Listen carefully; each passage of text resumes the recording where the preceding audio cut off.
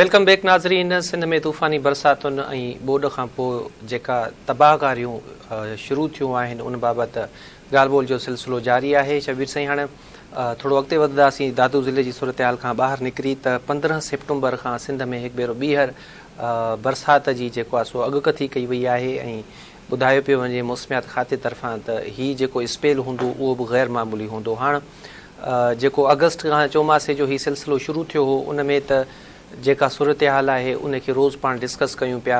Development एतिरी बि अञा नथी सघी आहे जो शहरनि मां या ॻोठनि में जेको पाणी बीठो आहे उनखे नेकाल कराए सघिजे ऐं इन पाणी बहिजण खां पोइ मुख़्तलिफ़ बीमारियुनि अॻुवाटी मुंहुं कढियो आहे।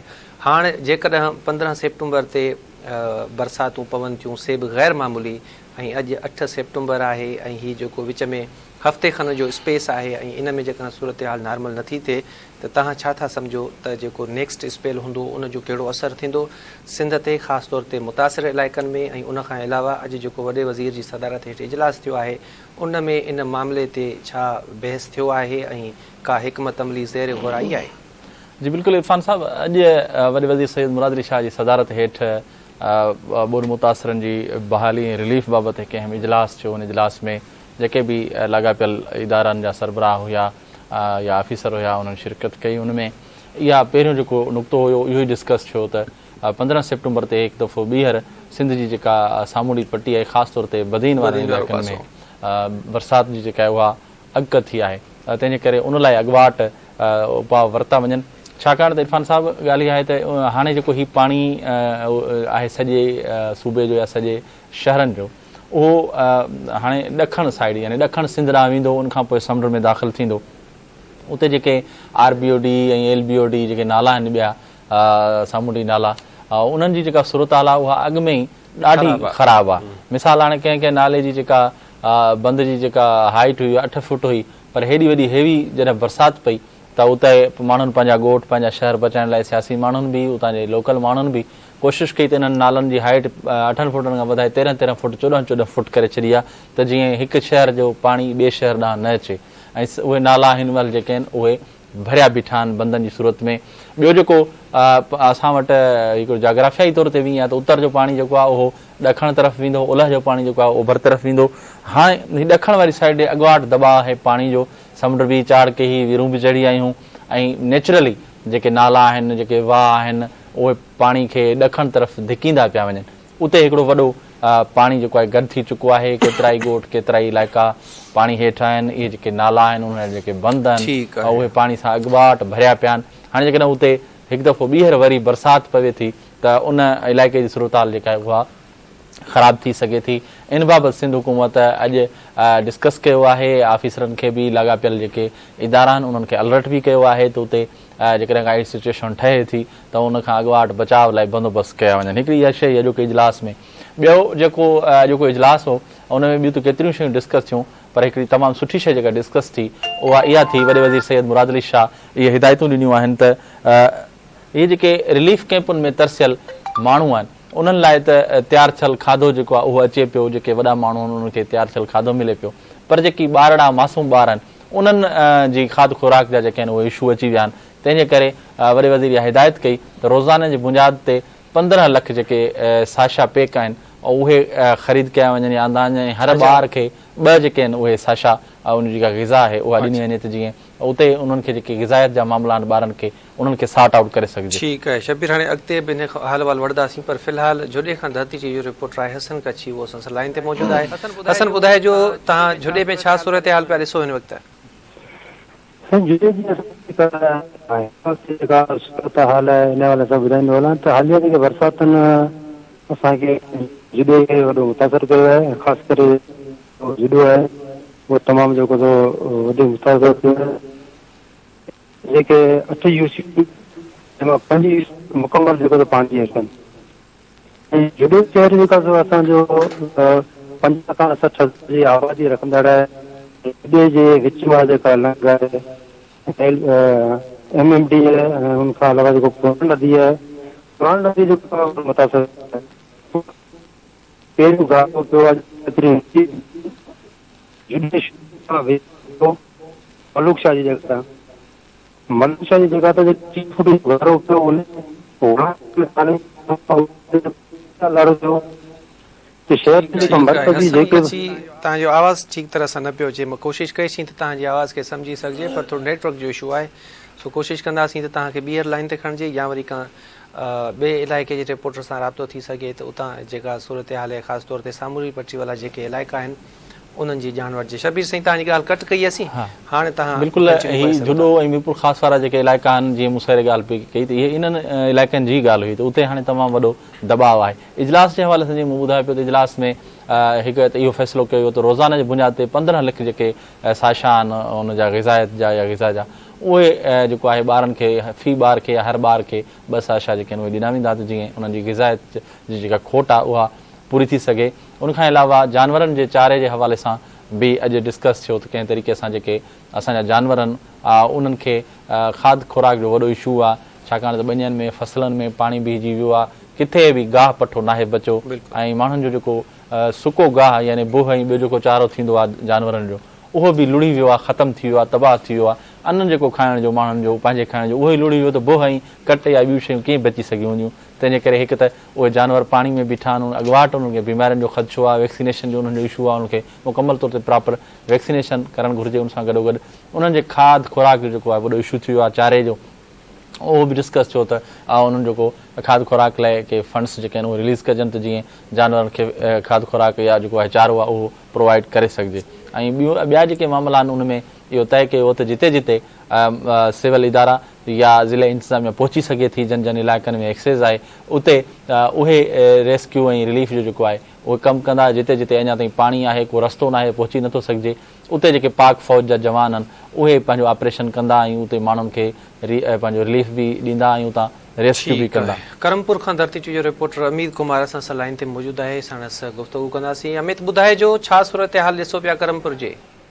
जी जेके हालिया बारिशुनि जी सूरत हाल जेके हालिया बारिशूं पयूं हुयूं कश्मीर डिस्ट्रिक्ट में जेके बारिशुनि जेका मुकमल जेके ॻोठ आहिनि उहे पाणी हेठि अची विया हुया ऐं तक़रीबन 1000 खां मथे जेके असांजे इलाइक़नि में जेके उहे ॻोठ आहिनि पाणी में ॿुॾी जेके ढही विया आहिनि ऐं हिते जेके इलाइक़े जेके आहिनि उहे घर किरण जे सबबु 100 खां वधीक जेके माण्हू आहिनि उहे ज़ख़्मी थी चुका हुया ऐं जंहिंमें कुझु माण्हू जेके 3 ऐं 4 जेके फौत बि थी विया हुया, जेके जायूं किरियूं हुयूं।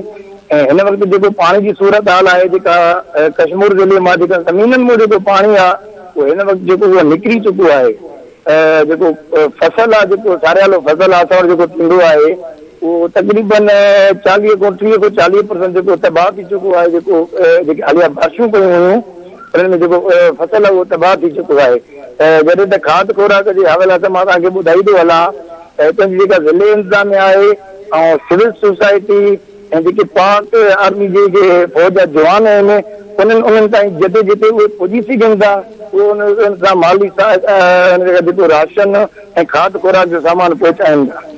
अच्छा अमित, इहो हाल अहवाल ॾियो त ही जेके बरसातुनि में माण्हू मुतासिर थिया आहिनि, बेघर थिया आहिनि, उन्हनि जे लाइ का टेंट सिटी क़ाइमु कई वई आहे या के सरकारी इमारतूं आहिनि जिते हू रिहाइश पज़ीर आहिनि त या वरी ही जेके रोड रस्ता हूंदा आहिनि उन्हनि जे कपिड़नि ते टेंट लॻाए उन्हनि खे तरसाए वियो आहे? इहो थोरो अपडेट कजो ऐं उन्हनि जेके रिलीफ कैंपूं आहिनि उन्हनि जे सहूलियतुनि बाबति बि असांखे आगाह कयो। जी जेके हिन करमपुर शहर जे जेके वेझा इलाइक़ा लॻनि था ॻोठ जेके नज़दीकी आहिनि जेके हितां जो सरकारी इमारतूं आहिनि उन्हनि में जाइ ॾिनी वई आहे ऐं बाक़ी जिते रोड रस्ता ऐं जिते रस्तो आहे हिन करमपुर शहर में उहे नथा पुॼी सघनि उन्हनि खे उते जेके रोडनि ते जेके माण्हू नज़दीक रोडनि ते जंहिंजा घर आहिनि उन्हनि खे रोडनि ते जेके ॿाहिरि निकिरी आया आहिनि उन्हनि खे कुझु सहूलियतां उते जेके मिलियूं आहिनि ऐं जेके अंदरि पाणी में जेके अंदरि मौजूदु आहिनि हिन वक़्तु बि जेके फाथल माण्हू आहिनि जेके कुझु माण्हू उन्हनि ताईं जेका उहो टेंट जो बंदोबस्तु न थी चुको आहे। बाक़ी जेके रोडनि ते माण्हू मौजूदु आहिनि उन्हनि खे टेंट मुहैया कई वई आहे ऐं जेके सरकारी जेके स्कूल वग़ैरह जेके आहिनि उन्हनि में उन्हनि खे रिहाइश पज़ीर कयो वियो आहे। अच्छा तव्हांजे इलाइक़े में केतिरा अंदाज़न माण्हू हूंदा या को एक्यूरेट फिगर उन्हनि जो जेके बरसातुनि सबबु मुतासिर थिया हुजनि? जी अंदाज़ो हाणे जेका असां वटि जेका असांजी जेके यूसियूं जेके 2 थिए उन्हनि में तक़रीबन 1 लख जे अंदरि माण्हू हूंदा जेके पसगिरदाई असांजी आहे ऐं उन्हनि में तक़रीबन जेके माण्हू सभु मुतासिर थी चुका आहिनि जेके बि असांजी पसगिरदाई वारो जेको माहौल आहे। बाक़ी शहर अंदरि त जेके आहिनि उहे महफ़ूज़ आहिनि। हिकु फसगिरदाई वारो इलाइक़ो आहे उहो तक़रीबन हिन जेके बारिशुनि जी हालिया बारिशुनि जी सूरत हाल में उहो मुतासिर थियो आहे। बाबति ॿुधायो मुतासिर जेके आहिनि, छाकाणि त मुतासिर इलाइक़नि में हाणे जेके गैस्ट्रो मलेरिया डेंगी ऐं चमड़ी जूं जेके बीमारियूं आहिनि उहे आम थियूं आहिनि, त तव्हां वटि जेके मुतासिर रिलीफ कैंपूं आहिनि उते छा इमदादी या तिबी सूरत हाल आहे? जी बिल्कुलु, बारिशुनि जे बाहिरि जेके हिकु गैस्ट्रो ऐं जेको मलेरिया जेका होती आहे आम माण्हुनि में जेका फैलिजी रही आहे, जिते जिते ज़िले इंतिज़ामिया पारां जेके मेडिसिन जेके पुॼाए सघनि था उहे हिते पुॼाइनि था। ऐं जेके सिविल सोसाइटी वारा माण्हू जेके सिविल सोसाइटी तंज़ीम आहिनि उहे बि उन्हनि पंहिंजी मदद तहत पाण उन्हनि ताईं उहे जेके मेडिसिन पुॼाइनि था। ऐं कुझु इलाइक़नि में जे उन्हनि सिहत खाते पारां जेके कैंपूं लॻायूं वयूं आहिनि उहे उन्हनि खे रिलीफ पुॼाइनि था। जिते जिते उहे पुॼी सघनि था उते उते उन्हनि रिलीफ जूं कैंपूं लॻायूं आहिनि। ठीकु आहे, वरी महिरबानी अमित कुमार करमपुर जी सूरत हाल खां असांखे आगाह कयो। ओवरऑल इहा सूरत हाल आहे करमपुर जो बि त पाणी निकाल न थी सघियो आहे, नतीजे तौर बीमारियूं आम थी वियूं आहिनि ऐं हुकूमत पंहिंजे वसाहर रिलीफ ऐं रेस्क्यू जो इरफान अॼु जेका ब्रीफिंग हुई आहे, जेको इजलास हो, हुन में जेका हिकिड़ी सुठी ख़बर आई उहा इहा हुई त आबपाशी खाते वारनि वॾे वज़ीर खे ॿुधायो त 10 सेप्टेम्बर ताईं दरियाही वाकरनि जी जेका सूरत हाल आहे उहा ॾाढी सुठी थी वेंदी ऐं उन में जेका वॾी लाथ अची वेंदी, जंहिंजे नतीजे में जेको पाणी दरिया में छोड़ न पिए करे सघियो ऐं आबादी यानी फसलुनि में बीठल पाणी हो उहो पाणी सिंधु दरिया खणणु शुरू कंदो ऐं 10 सेप्टेम्बर ताईं सिंध जे शहरनि में ॻोठनि में इलाइक़नि में बीठल पाणी जेको आहे उहो काफ़ी निकाल थी वेंदो।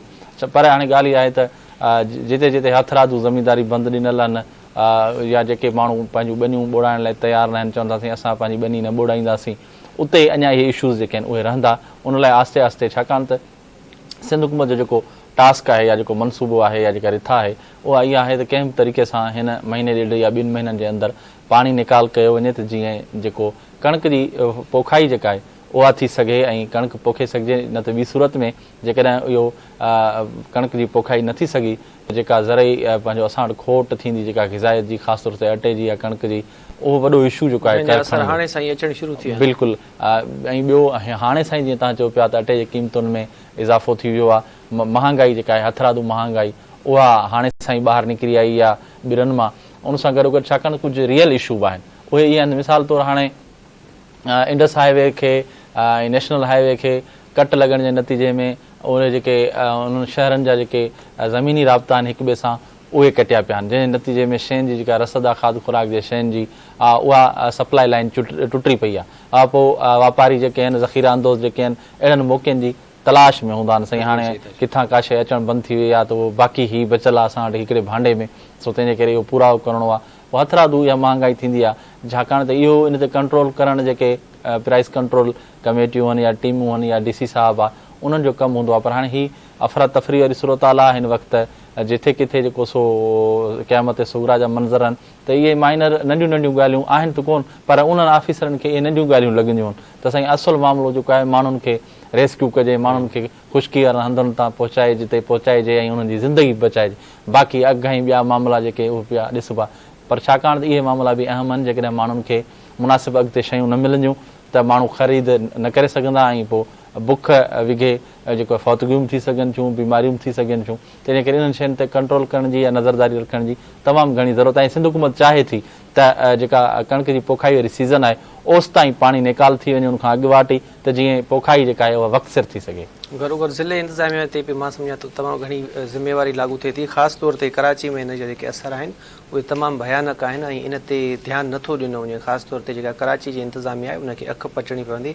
ॿोॾ त हाणे कराची खां सवाइ बाक़ी शहरनि में आई आहिनि, पर उनजो जेको असरु आहे उहो हिते कराची में बि आहे।